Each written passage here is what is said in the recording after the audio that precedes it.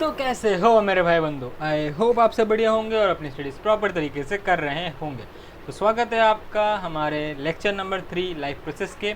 ठीक है, और आज के इस लेक्चर के अंदर हम कवर करेंगे टॉपिक न्यूट्रिशन को। इससे पहले हम दो टॉपिक कवर कर चुके हैं। पहले हम लोग ने इंट्रोडक्शन वाला पार्ट फर्स्ट लेक्चर में कवर किया था। सेकंड लेक्चर के अंदर हम लोग ने देखा था कि लाइफ प्रोसेस कैसे काम करते हैं हमारे बॉडी के अंदर, क्या उनका फंक्शन रहता है, कैसे वर्क करते हैं, वो सब के बारे में हम लोग डिस्कस प्रीवियस लेक्चर के अंदर किया था। आई होप आपने वो दो लेक्चर्स देखे हुए होंगे। ठीक है, अगर वो दो लेक्चर देखे होंगे तो ये लेक्चर आप यहाँ से कंटिन्यू कर सकते हैं। ठीक है, बढ़िया, आगे चले। तो अब हम बात करने जा रहे हैं अपने पहले लाइफ प्रोसेस के बारे में, दैट इज़ न्यूट्रिशन। पहला हमारा लाइफ प्रोसेस। अब हम लोग ने प्रीवियस लेक्चर के अंदर देखा था कि न्यूट्रिएंट्स हमें कहाँ से मिल रहा है, आउटसाइड द बॉडी मिल रही है। ठीक है, आउटसाइड द बॉडी हमें ये न्यूट्रिशन मिल रहा है। और ये क्या है, nutrition is a source of energy. क्या है, एनर्जी का सोर्स है जो कि हमें बाहर से मिल रहा है, सोर्स ऑफ एनर्जी। इतनी बातें हम लोग ने पिछले लेक्चर के अंदर न्यूट्रिशन को लेकर समझा था। ठीक है, और ये न्यूट्रिशन बॉडी के अंदर जाकर ब्रेक डाउन होता है, जिसके द्वारा हम एनर्जी अपने बॉडी को दे पाते हैं। ठीक है, चलो अब क्या बात कर रहा है इसके बारे में समझते हैं। ये व्हेन वी वॉक और ride a bicycle we are using up energy. जब हम कोई भी काम कर रहे हैं, बैठे हैं, चल रहे हैं, दौड़ रहे हैं, साइकिल चला रहे हैं, बाइक चला रहे हैं, तो हमारी बॉडी क्या यूज़ कर रही है, एनर्जी का इस्तेमाल कर रही है। ठीक है, एनर्जी का इस्तेमाल कर रही है। Even if we are not doing any apparent work, कोई मतलब ऐसा कठिनाई वाला काम नहीं कर रहे हैं, तब पर भी हमारी बॉडी क्या यूज़ कर रही है, एनर्जी का इस्तेमाल कर रही है। Energy is needed to maintain a state of order in our body. एक स्टेट को मेंटेन रखने के लिए, एक बॉडी स्ट्रक्चर को मेंटेन रखने के लिए एनर्जी हमारे बॉडी में रिक्वायरमेंट है। ठीक है, आप कोई भी काम कर रहे हो, किसी भी स्टेट में हो, आप जब बैठे हो, सो रहे हो, एनर्जी हर समय आपको चाहिए। आपकी बॉडी में एनर्जी नहीं होगी तो you can not lift your body. ठीक है, आप बॉडी भी अपनी नहीं हिला पाओगे। तो इसलिए यहाँ पे लिखा है maintain a state of order. ठीक है, state of order in our body, कि एक कांस्टेंट ऑर्डर मेंटेन रखे, कांस्टेंट स्टेट मेंटेन रखे हमारी बॉडी, उसके लिए एनर्जी चाहिए। We also need material from outside in order to grow. ठीक है, मटेरियल हमें कहाँ चाहिए, आउटसाइड द बॉडी चाहिए। Develop synthesize protein and other substance needed in the body. ठीक है, और अलग अलग सब्सटेंस को सिंथेसाइज करना, ठीक है, जो कि हमारे बॉडी को ज़रूरत है।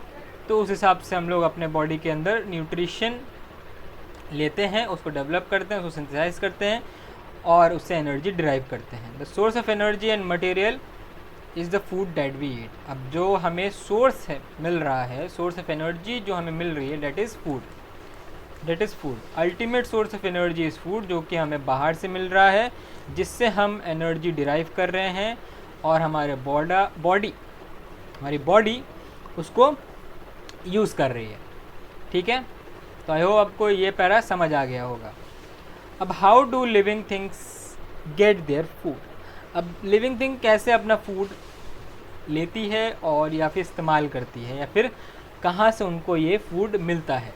The general requirement of energy and materials is common in all organism. सारे जितने भी लिविंग ऑर्गेनिज्म हैं उनको एक तो जनरल रिक्वायरमेंट है, दो जनरल रिक्वायरमेंट है, that is energy for energy and material. ठीक है, एनर्जी चाहिए और एनर्जी जहाँ से मिल रही है वो मटेरियल भी हमें चाहिए। तो ये सब कॉमन है सारे के सारे लिविंग ऑर्गेनिज्म में।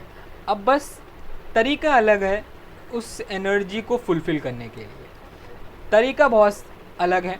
ठीक है, जैसे कि अगर हम बात करें simple food material obtain from inorganic sources. जितने भी सिंपल फूड मटेरियल है वो हमें इनऑर्गेनिक सोर्सेज से मिल जाएंगे इन the form of carbon dioxide and water. ठीक है, ये बहुत ही कॉमन चीज़ है, कार्बन डाइऑक्साइड और वाटर, जो हमें अलग अलग सोर्सेज से मिल जाएगा। ठीक है, तो ये क्या है आपके इनऑर्गेनिक सोर्सेस हैं in the form of carbon dioxide and water. ये दोनों आपके क्या है, इनऑर्गेनिक सोर्सेस हैं। These organism the autotrophs including green plants and some bacteria, other organism utilize complex substance.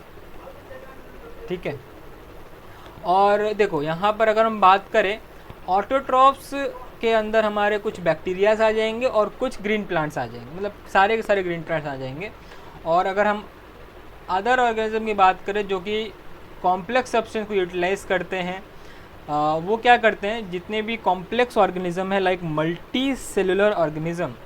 ठीक है, किसकी बात कर रहा हूँ मैं यहाँ पर, यहाँ मैं बात कर रहा हूँ मल्टी सेलुलर ऑर्गेनिज्म की, मल्टी सेल्ड ऑर्गेनिज्म।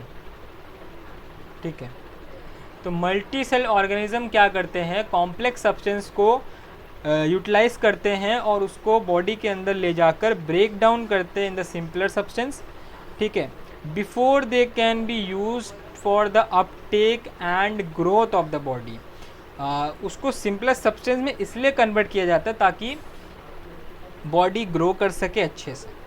ठीक है, ताकि हम अलग अलग बॉडी पार्ट्स में उसको फूड को एक मीडियम के तौर पे उसको पहुंचा सके। अगर वो कॉम्प्लेक्स सब्सटेंस के फॉर्म में जाएगा उसको ब्रेक डाउन करने में मुश्किल होगा हमारे सेल को।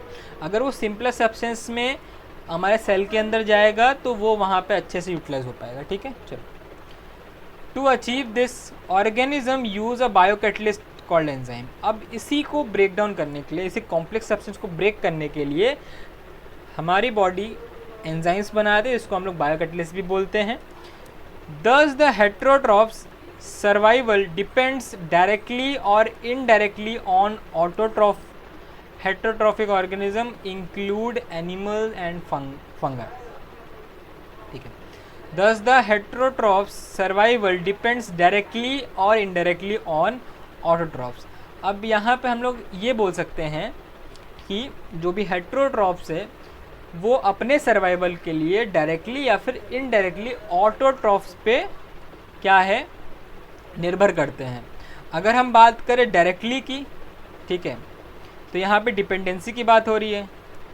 तो हेट्रोट्रॉफ्स, अगर हम बात करें, एक मिनट स्पेलिंग सही लिख लेते हैं,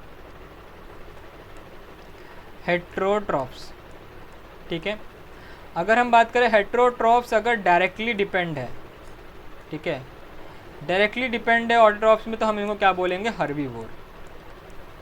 क्या बोलेंगे, हर्बीवोर बोलेंगे। अगर इनडायरेक्टली डिपेंड है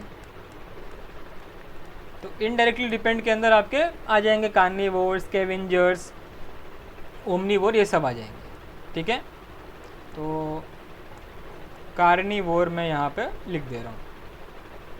ठीक है, कार्निवोर। ठीक है, आई होप आपको यहाँ तक समझ आ गया होगा। ठीक है, तो हेट्रोट्रॉफिक ऑर्गेनिज्म के अंदर एनिमल्स, फंगाई, ये सारे ऑर्गेनिज्म आते हैं। चलिए अब हम बात करने जा रहे हैं फर्स्ट टाइप ऑफ न्यूट्रिशन की, डेट इज़ ऑटोट्रॉफिक न्यूट्रिशन, यानी कि हम बात करने वाले हैं पहले ग्रीन प्लांट्स की। ठीक है, चलो।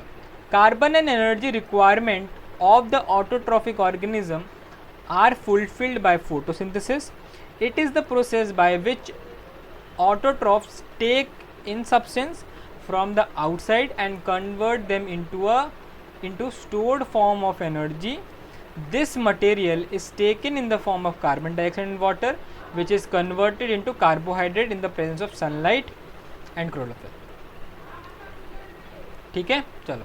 तो यहाँ पे क्या है कि कार्बन और एनर्जी चाहिए ऑटोट्रॉफिक ऑर्गेनिज्म को भी, और ताकि वो अपना फोटोसिंथेसिस को क्या कर सके, फुलफिल कर सके। ठीक है, it is the process by which autotroph take in substance from the outside and convert them into stored form of energy. क्या करते हैं यहाँ पर, बाहर से क्या करते हैं ये लोग, आउटसाइड सोर्स से सब्सटेंस को लेते हैं और उसको एक स्टोर फॉर्म ऑफ एनर्जी में कन्वर्ट कर देते हैं, जो कि मैंने बताया ना सारे आपके मल्टी सेल ऑर्गेनिज्म यही काम करते हैं। बाहर से लेंगे एनर्जी को, एनर्जी नहीं, सब्सटेंस को बाहर से लेंगे, उसको तोड़ेंगे, उसको कन्वर्ट करेंगे एनर्जी में। ठीक है, अब मेनली जो ऑटोट्रॉफिक न्यूट्रिशन का जो मेन मटेरियल होता है जो कि बाहर से वो लेते हैं, that is carbon dioxide and water, जो कि आगे जाके कार्बोहाइड्रेट में कन्वर्ट होता है in the presence of sunlight और क्लोरोफिल। तो यहाँ पे मैंने क्या बात की, ऑटोट्रॉफिक न्यूट्रिशन होता है ग्रीन प्लांट्स में। ठीक है, ग्रीन प्लांट्स में होता है, और ग्रीन प्लांट्स के पास हमें पता है क्लोरोफिल मौजूद होता है, क्लोरोफिल मौजूद होता है। अब इसी के अंदर ही क्या होता है, फोटोसिंथेसिस होता है। तो इसलिए मैं इसको क्या बोल सकता हूँ, site of photosynthesis, site of photosynthesis. ठीक है, चलो। Carbohydrates are utilized for providing energy to the plant. We will study how this takes place in the next section. The carbohydrates which are not used immediately are stored in the form of starch, which serves as the internal energy reserve to be used as and when required by the plant. A somewhat similar situation is seen in us where some of the energy derived from the food we eat is stored in our body in the form of glycogen.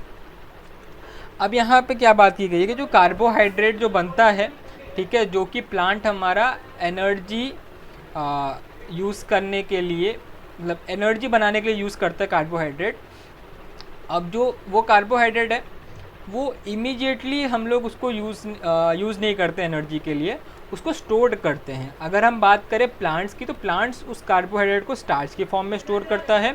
ठीक है, जो कि हमारा एक internal energy के तौर पे वो यूज़ करता है। ठीक है, और यहाँ पर ही सेम सिचुएशन अगर हम एनिमल्स की बात करें, तो एनिमल वो कार्बोहाइड्रेट को ग्लाइकोजन के फॉर्म में यहाँ पे स्टोर करता है। ठीक है, बढ़िया। तो मिलते हैं आपको अगले लेक्चर के अंदर। अगले लेक्चर के अंदर हम समझेंगे कैसे फोटोसिंथेसिस होता है, तो उसके सारे प्रोसीजर के बारे में हम बात करेंगे वन बाय वन। और फिर हम लोग मूव ऑन कर जाएंगे अपने नेक्स्ट टाइप ऑफ न्यूट्रिशन की तरफ, that is heterotrophic nutrition. I hope आपको आज का लेक्चर समझ आया होगा। अगर समझ आते हैं हमारे लेक्चर तो प्लीज़ प्लीज़ प्लीज़ चैनल को सब्सक्राइब कीजिए, वीडियो को लाइक कीजिए और अपने दोस्तों तक भी शेयर कीजिए। तो मिलते हैं आपको नेक्स्ट लेक्चर में, तब तक के लिए बाय बाय।